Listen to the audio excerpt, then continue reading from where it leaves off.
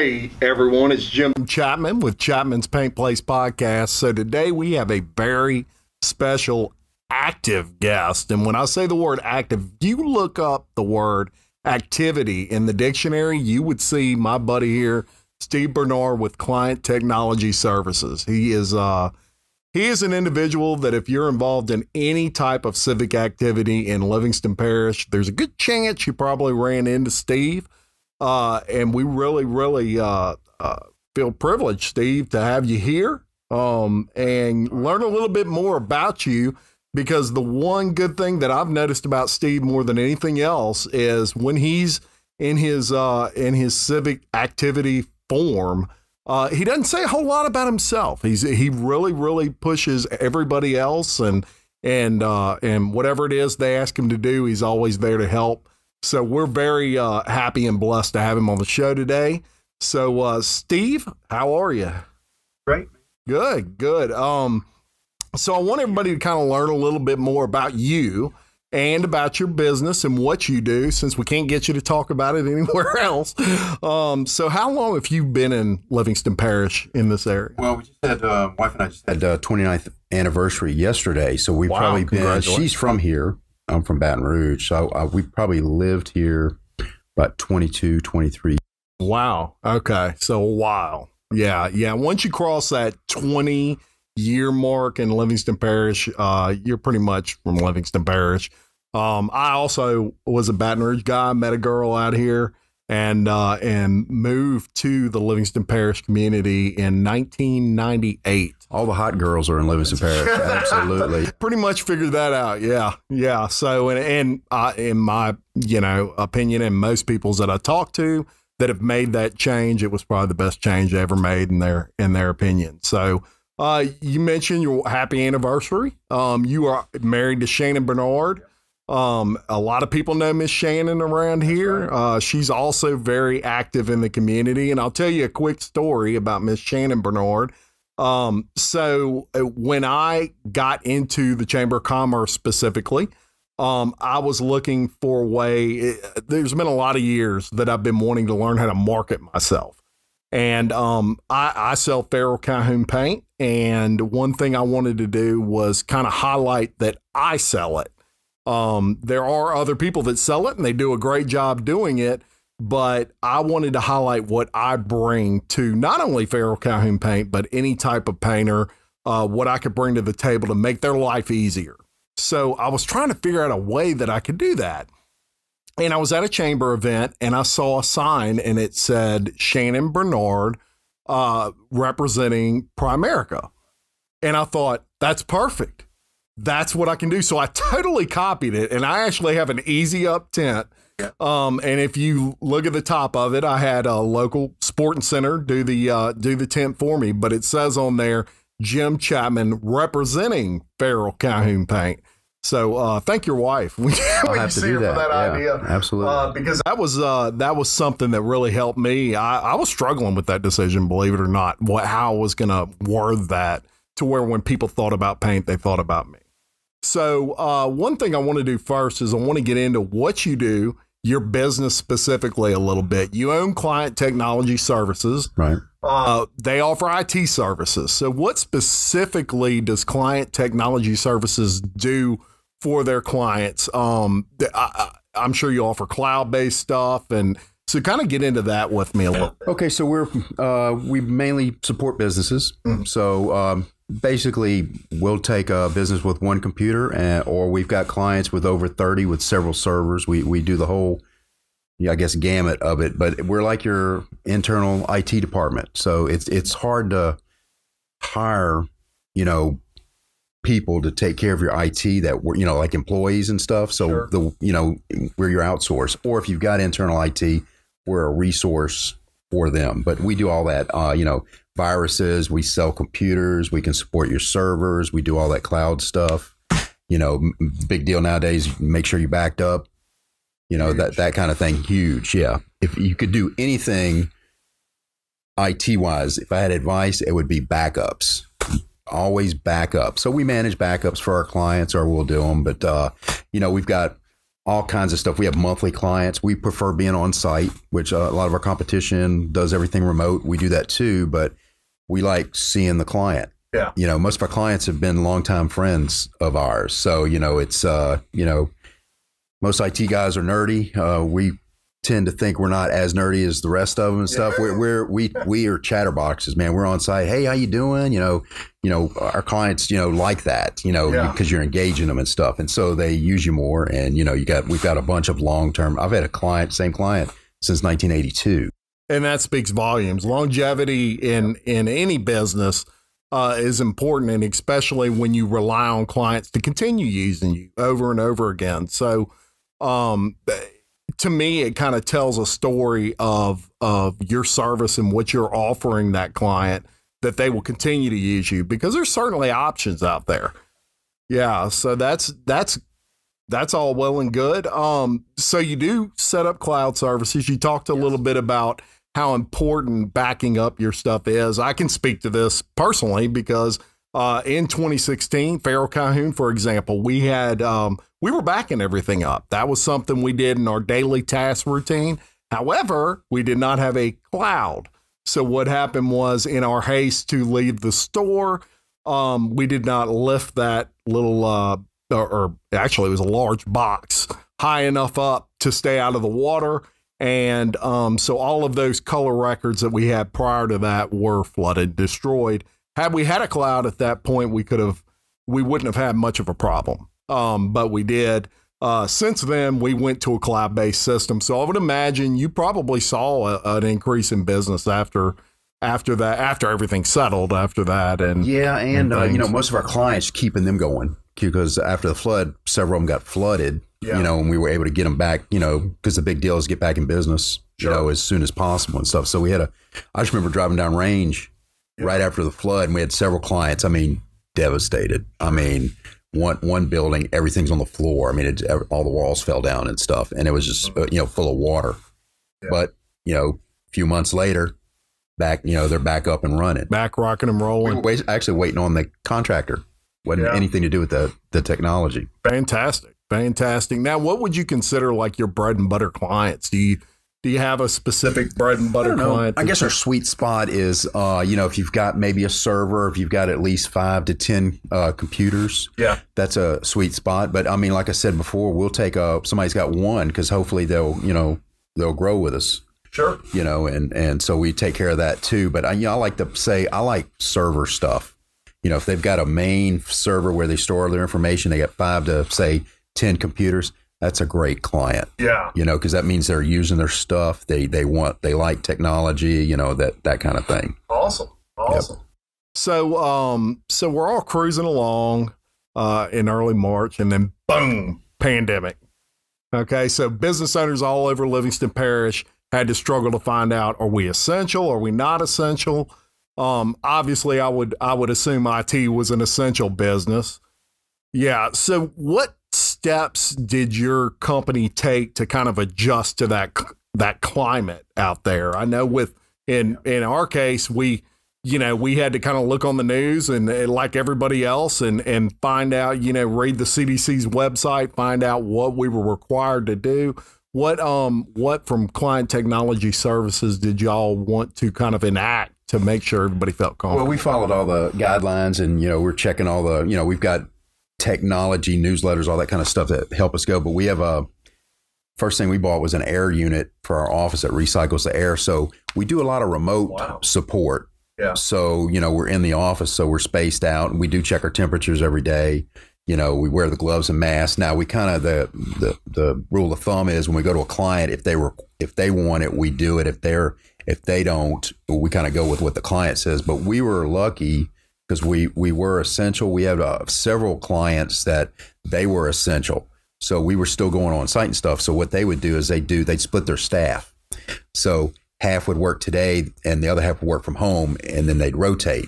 So we got a lot of remote requests, which almost every IT company, that's all they're working on. Hey, I need to work from home, and I got to do it today or within a couple of days, which we were able to do because most of our clients, we remote into them anyway. So we let them piggyback off ours and it gets them right in and stuff. So interesting. Yeah, it's pretty cool. That's to say most of our clients, even our onesie clients with one computer, if they want us to, we can remote in. So it's cool because they'll call and like in 15 minutes, I can just jump in and it's 9 times out of 10, it's a quickie fix or they want to know how to do something or, click this and they're up and running. Don't have to wait for us to drive out. And that's fantastic because that, to me, any business that had, it was almost like we're set up to perform remotely if we have to. It was the same thing with a lot of companies, whether they were small or large. There were a lot of companies that had knowledge of, okay, we can do Zoom meetings. We can, we need to contact our clients and find out just what you said. What are they comfortable with? The last thing I wanted to do from my sales perspective is go make a call on a client that didn't want me there or was, I don't want to say that because of course everybody wants me there. Absolutely, what am I saying? Yeah. But maybe not necessarily comfortable, with outside folks coming in. One thing I'll say about Livingston Parish that I noticed is that everybody was real good about communicating that. The signage at the stores kind of lets you know, hey, if you're coming in here, make sure you got a mask on. And most people that I saw complied. So that was a good thing. One thing I tried, and I'm sure you did as well, to keep in mind is that it was a high stress time for everybody. So everybody was kind of on edge. I would notice it, just from them maybe coming to the paint store. They just seemed like they were a little bit more on edge than usual. Totally understood it because guess what? I was too. I'm sure everybody would, when things change daily, it can affect. So, but everybody here, I thought for the most part, really reacted. I thought so too. The way they should. Now, did you see a change, either positive or negative, in your bottom line, or did it pretty much, I think we were a little busier, but okay, so our normal day is we get calls all day long. Mm-hmm. For whatever reason, when the pandemic hit, we would get, instead of one call, when somebody would call, I'd get 3 calls at once, but may not have nothing for an hour. And then one person would call and we'd have 2 others like right on it. They would come in clumps. And and that's the only thing I noticed that was out of the norm. Yeah. But it's all remote stuff. We were still doing, like we do scheduled visits every month. Clients get certain days we go out and stuff. We were still able to do all that. I think we maybe missed maybe 1 or 2 just because of the client, we were going to, or they bump it or something like that. But I think we're probably busier, but we were able to get some stuff done that we've just put off that's not important. Right. Because we had lapses of time in between instead of just being steady busy. It being little clumps, and then we'd have a break for an hour or so in between. And so, we're about as efficient as we've ever been because we've been able to catch up and stuff. And we had just moved offices, like over a lateral move in the office building we're in. So we were able to finish that, whereas we were just kind of doing it whenever we could do it. And so that's probably the only benefit we got out of that. We were a little busier, but it wasn't killing us. Right. And I noticed that too in my world, where it was almost like ups and downs. So you would either be totally dead for 2 hours, or you'd have 100 customers in 2 hours. Right. And the good thing about that, and you bring up a good point, is we were able to accomplish some things in that store when it was dead for 2 hours that we weren't able to do during a normal day where it's just steady. Every 5-10 minutes you're getting another order. So there was an advantage to that. No, we did get a couple of new clients in that interim because we had one out of state. Yeah. They just called and they said, I think it was Ohio, and they said nobody will even come out. We've called, they'll remote, but it takes them like days to call us back. So we were able to get them up and running remotely. They could get us in. And so that's kind of neat. Yeah. So we've gotten just a couple of clients because they couldn't get anybody else, or, the problem with IT is you're scared to change unless you have to. Something crashes, which kind of sucks for us because that means they crashed when they're saying, hey, come take a look at our stuff. And we're like, well, nothing's working. We don't know their system and stuff. So, they don't leave just because they don't like their IT. It has to be something detrimental to make them make that decision. And this was one of them, they just couldn't get a hold of anybody. And so they were saying, oh, let me call Steve. And we're like, hey, what do you need? And so we got a couple just for being available. Yeah. And that's a very interesting point and true. Even from a company standpoint, sitting on this side of the chair, the thought of anything changing in a computer system blows my mind. I'm acclimated to how that computer works. And then if somebody tells me, well, it'd be a good idea to do this or a good idea to do that, I'm thinking you're just wanting to make money. You're just trying to cost me more money than I want to pay. And the thing about it is computers are something, especially in the IT business specifically, that I'm very comfortable around computers. And I would say I know more than the average bear about computers. But compared to what it's 1/100th likely of what especially on the IT side of it. So it's something that people don't just jump in and, hey, I want to do this. It's usually our computer has crashed and now we need to do this. So you mentioned Zoom type meetings, and one thing I wanted to get into is had you seen any change in clients calling you and saying, hey, how does this Zoom thing work? How do I conference? A lot of remote stuff, like before all this happened, you'd say web conference and people would just get hazed over like, ooh, okay, yeah, I know we probably need to do that at some point. They didn't understand it. Now it's like the new normal. Everybody's doing Zoom meetings all over the place. I mean, you just can't get webcams. Right. So, that's the problem right now is we're waiting on web cameras and stuff to come in, but now it's the normal. So I probably have like 3 clients that said, hey, probably in September, we're going to probably stay like this where we'll have some of them stay home and work remote, because it's actually working out, but they would have never tried it. That's right. If they didn't have to, because they didn't understand it. Oh, they can actually do the same amount of work from home that they're doing in the office. Exactly my point. Yes, it's easier and it's a lot cheaper. And companies, you're looking at ways, especially your larger companies in general, they're seeing a drop off somewhat in sales and things like that. And so the way they're making up for it is they're cutting costs in other areas. Zoom has really, and I say Zoom, Microsoft has a version of, there's many. Yeah. So, but those type of conferencing systems, they're so easy to figure out now and so easy to use. The companies are like, we don't need regional reps going and visiting markets every week anymore. Instead of paying for that hotel room, instead of paying for this guy to leave town and use the gas and the insurance and all that thing, why don't we just have him Zoom his sales reps that maybe he's in charge of from home and or from his home office and give him the tax write-off, and we just saved ourselves a ton of money. And that's a positive thing maybe to come out of that for a larger company. That may be struggling with where am I going to cut some cost here because our bottom line's really getting hurt. Interesting stat that I saw.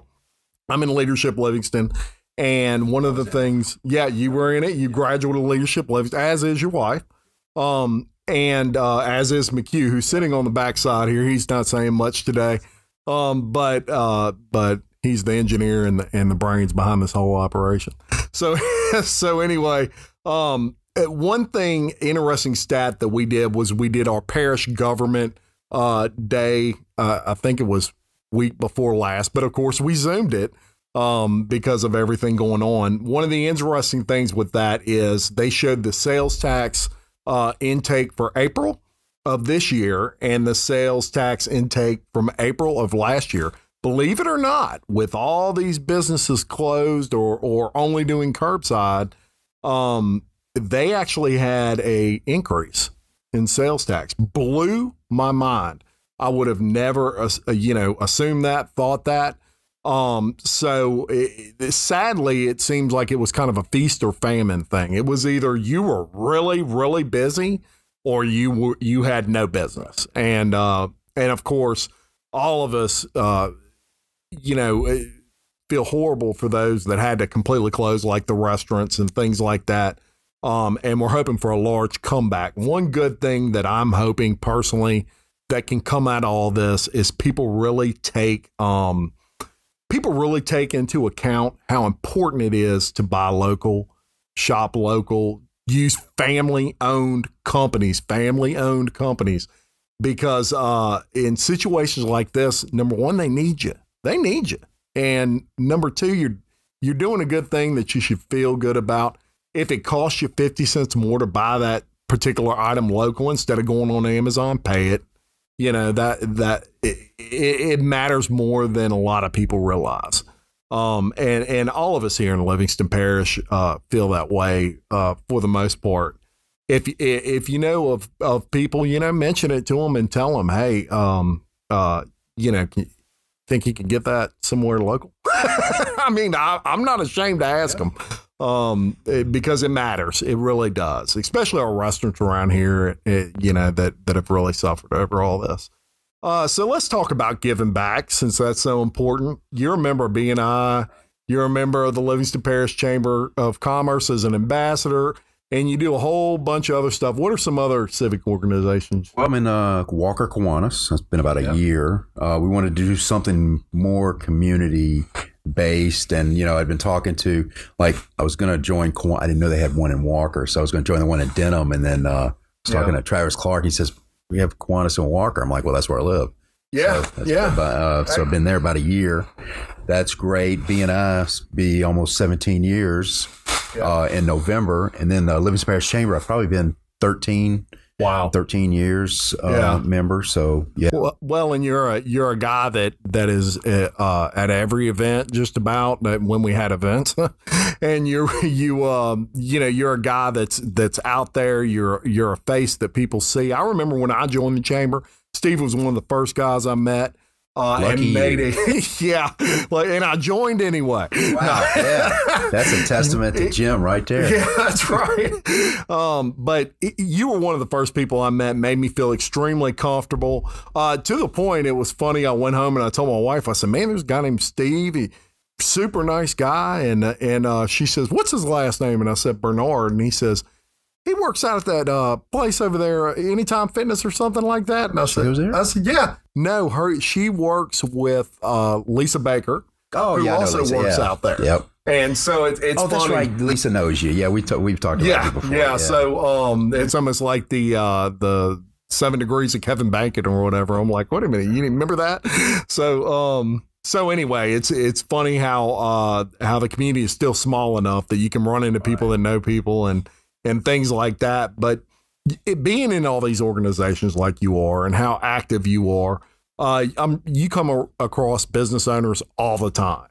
People in, you know, not only in this community, but active in this community. What do you think the feel is from these people as far as like the business climate?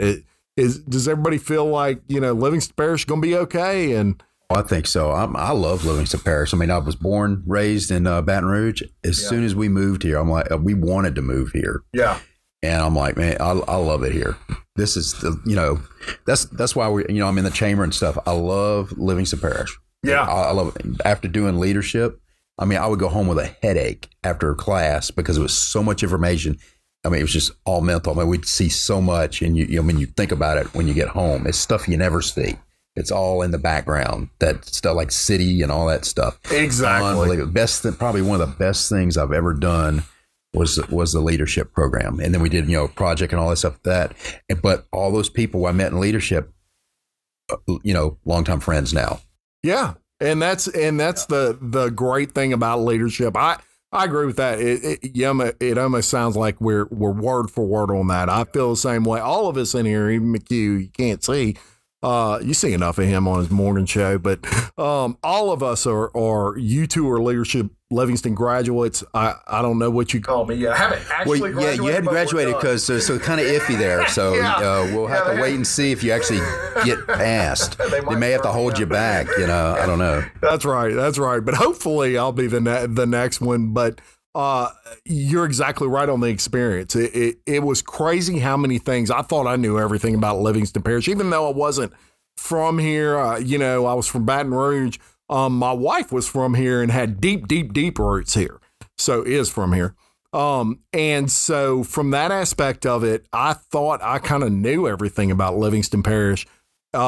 No, I didn't. And there's so many great things around here that, and some upcoming things that I'm going to let those people announce, but upcoming in Livingston Parish that are super exciting. And so we can't say enough about our community. So with all of this, Steve, you're the busiest guy. I know you're one of the nicest guys. I know you'll do anything for anybody. Hobbies. Let's talk some hobbies. I know you have some, and look, Steve he's only 30, but he's pretty jacked guy. If you ever met Steve in person, he works out. Let's put it that way. So obviously, working out's a hobby. We've talked about this. This man gets up at like 4:30. No. 2:15. See, just during the week.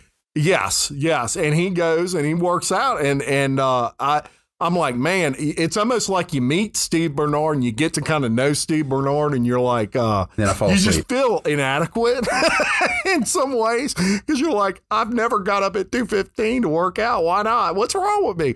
But I'll tell you, it is it speaks a lot to the person you are. And then you see him, and it's 4:00 in the afternoon, and he's at some sort of civic activity, and his energy is as if he just woke up. How do you do this? I just don't sit down. Once I sit down, I'm shot. You're done at that point. You hit that recliner. I guess I've been lucky. I've always had some like energy and stuff, and just the reason I work out in the morning is I never know what time I get off. Yeah, it's easy because I'm a little OCD. I'm gonna do it. Yeah, and so I just go first thing in the morning. But it sets my day. I'm in the office by 6. Yeah. Now, drawback is my clients know I'm in the office by 6, so the phone will ring or I'll get a text. Hey, you check this? It's like 6:30. Sure. But I get there because the phones aren't ringing. Yeah. I can get some. You prepare your day, get some stuff done. But it's been a gradual thing. I used to get up at 4 and just gradually moved it back and stuff. And I've got a routine going, but it sets my day.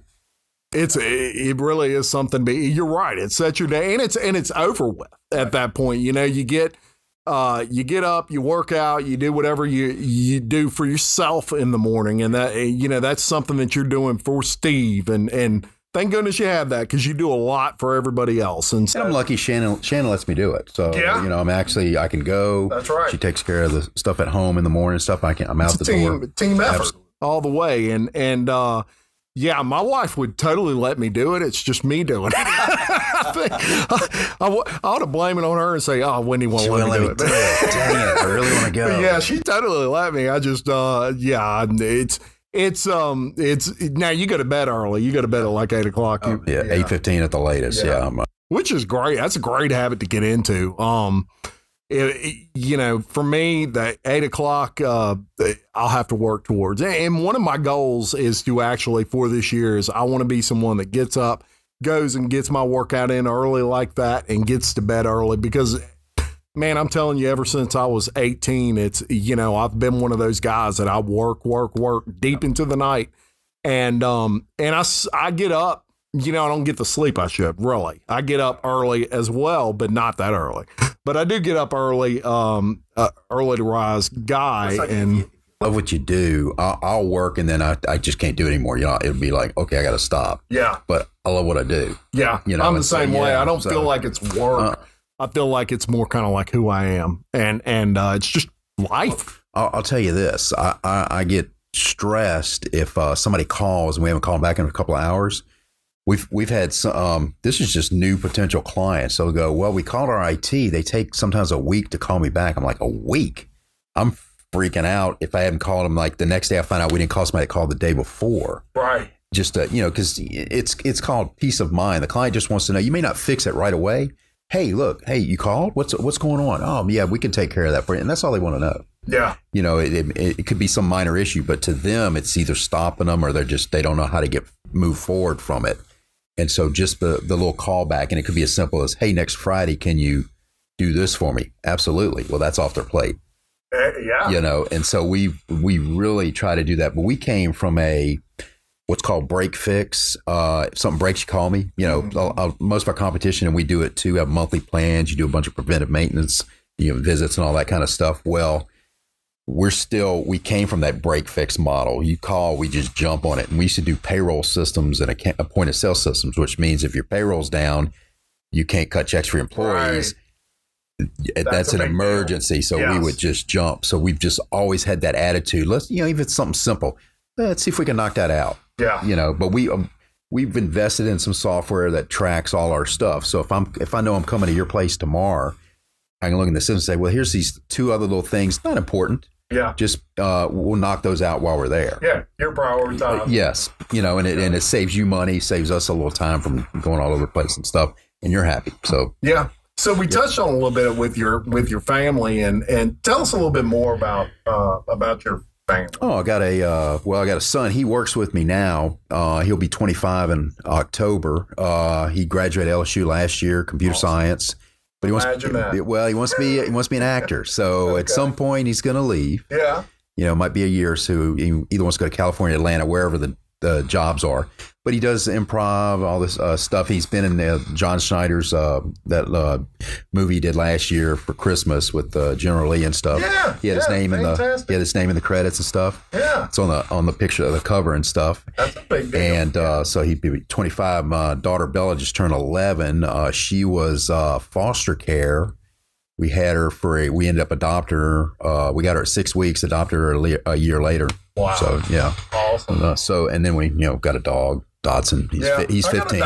There you go. Very spoiled. They run the house. Best dog ever is Dotson, in my opinion. They run the house. Whatever, but yeah, they're amazing dogs. Yep. And it's funny you say that. I'm to the point also. My son is actually going to be a senior this year, and show you how pain on the brain I am, I guess you could say.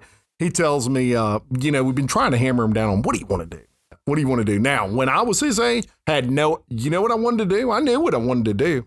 I wanted to play football. That was it. I'm going to LSU. I'm going to play football for LSU, and then I'm going to play football for the Saints or somebody, and that's going to be my life. And I was totally convinced of it. You could not. One thing about Jim Chapman is I've always had confidence if I believed I was good at something. And I believe that. Unfortunately, my body was like, wait a minute, man. You're like 5'10", you're like 190 pounds, and you're not the fastest guy on the field. And, heart goes a long way, but that was just in the advent of linebackers that were 6'2", 6'3", 240. Coming out of high school, they were squatting 600 pounds. And it was, I had to finally face the reality that maybe my heart wasn't as big as my body was and all that. But long story short, my son, trying to hammer him down on what he wants to do. And he's doing great. He's got a 4.3 at Denham High. He scored a 32 on his ACT and taking it one more time. I'm trying to get a 36 out of him. We'll see if that happens. But he's one of these people, unlike me, who doesn't really have limitations on where he could go because of his grades and his ability in that field. And he said, well, I want to be a it totally escaped my mind. Mime? Yes, it's something with the mind. He wants to be a mathematician. And now what I said was, what? A mathematician? And I'm thinking, a professor teaching algebra in high school, and there's nothing wrong with that at all. But I'm thinking, well, how much is, this shows you how pain on the brain I am. So I go on and Google mathematician. And the starting pay is like $135,000 a year. And I'm like, oh, this is sweet. So I start doing jobs available for mathematicians. So it's the number 3 rated job by U.S. News and World Report, and it is the number 14 highest paid job overall.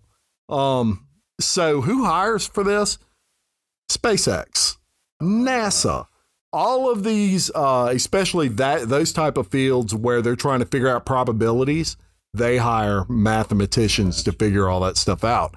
And so it's actually a huge field that I knew. And he's sitting there almost laughing at me the whole time because I'm like, you sure you want to be? And he's like, Dad, I'm telling you, it's a good field. And I'm like, and he's interested in that. Totally. He's a space guy. I'm not a big math fan. No, me neither. Trust me. Yeah. I can figure out the square footage of your house, no problem. And I didn't think I was going to use that math, to be honest. But I'll tell you, he, yeah, he's all into that. And space, when SpaceX just launched, I mean, he was front row with us watching that on the phone at the time. But so good kid, and we wish him the best. But I'll tell you what, yours sound like they're just phenomenal, and hopefully we'll be seeing. Let me tell you this: since you didn't get your football dream, I think that's why they have cornhole tournaments. So you can be good at something. Yeah, I'm okay at cornhole, but I love the game. We were watching on TV, and it's like nothing I would ever flip channels to watch, but you can't stop watching. No, you can't. It's on. I'm like, look, some of these guys are good. It was like, okay, how do you do that every time? You just bring it. Yeah. But so that's great. So during each podcast, I like to totally throw people off by asking a question that is totally unrelated to the podcast. 7. So this is just for fun, but you know, who can get enough Steve Bernard learning about you? I can't even get it. So I'm going to ask you, and you're not so expert opinion. All right. Did we ever, in fact, land on the moon? Yes. Yes. I think yes as well. Yeah. Now, and the reason I asked that question, it's funny because we were just talking about space. When I was looking all this stuff up for my son, I'm like, you know what I hadn't seen in a while and I'm going to watch was Apollo 13. So I put on Apollo 13, actually watched it, the whole movie for about the 200th time. Love that movie. But it got me thinking because, you know, there's a big conspiracy that some people say that the flag wasn't blowing and it was blowing. And then somebody else says, well, it wasn't supposed to be blowing or it was supposed to be. I don't know all the outside information. They even got down to where he steps in the dirt on the moon and the puff of dirt comes up and they say that couldn't have possibly happen in space. And then another guy says, oh, yes, it can. And so I was just curious what you thought, because believe it or not, I do know a couple of people who believe we did not land on the moon. They supposedly filmed all that. And then I have some that say we did, but they messed up the film. So they had to kind of repeat it they totally landed on the moon. There's no way that secret would last this long with that many people being involved. So that's, of course, all opinions. But yeah, I say we did too. McHugh, what do you say? Well, I don't know if folks can hear me, but I agree with you guys. I definitely think we landed on the moon. That's a pretty. If we didn't, we sure wasted a lot of money making people believe. Boy, did we? Yeah. So yeah, I think we landed. I agree as well, but you know, on Chapman's Paint Place podcast, you get it all. So we dig right into everything. So we're going to go ahead and wrap this up, but we want people to know how to find you on social media, website, phone number. How do they get in touch with you? It's Client Technology Services. It's client-tech.com is our website. You can even email me, steveb@client-tech.com. We have our own Facebook page. You just search ClientTech. We've got Instagram, all that, LinkedIn, all that kind of stuff. Awesome. And you can find Chapman's Paint Place podcast at paintpodcast.com. All social media, including YouTube, by simply searching Chapman's Paint Place podcast. I'd like to thank my guest, Steve Bernard, the multi-talented McHugh David for his engineering, dare I say, genius. Dare it. The Livingston Parish News for the space, and all you podcast listeners for your support. Please like, comment, and subscribe, and share this podcast. This is the way we get it out there, especially with your friends and family in Livingston Parish. It's very important that they see how this community is doing from every perspective. And we can continue to bring you more of this great stuff. Until next time, I am Jim Chapman, wishing you peace, love, and